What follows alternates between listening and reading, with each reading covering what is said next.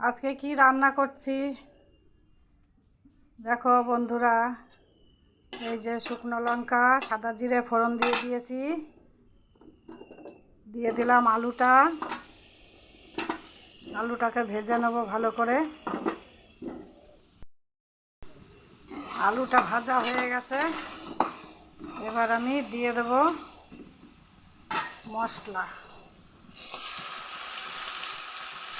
মশলাটা ভেজে নিই ভালো করে।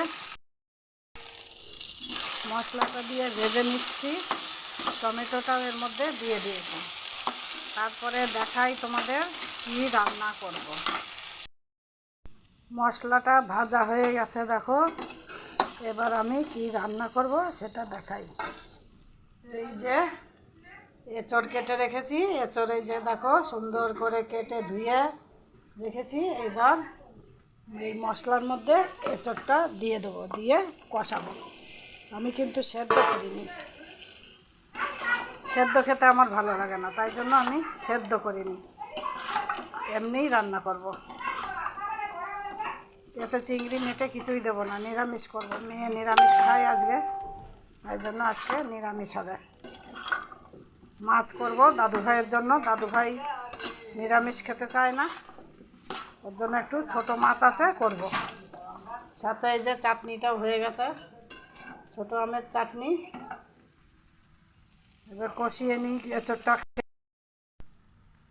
মশলা দিয়ে আমার এঁচড়টা কষানো হয়ে গেছে, এবার আমি জল দিয়ে দেবো।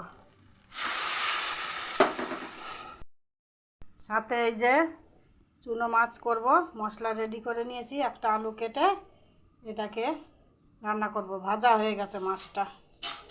রাখছি বন্ধুরা। জল দিয়ে স্বাদ মতো নুন হলুদ দিয়ে দিলাম। এবার একটু ফুটে গেলে একটু চিনি দেবো, আমি একটু চিনি খাই, একটু চিনি দেবো এর মধ্যে। পরে একটু ঝোলটা কমবে তারপরে। এঁচড় রেডি হয়ে গেছে আমার, দেখো এই যে রেডি হয়ে গেছে। এখন আমি মাছ রান্না করব, আবার একটু ডিম ভাজবো পেঁয়াজ দিয়ে।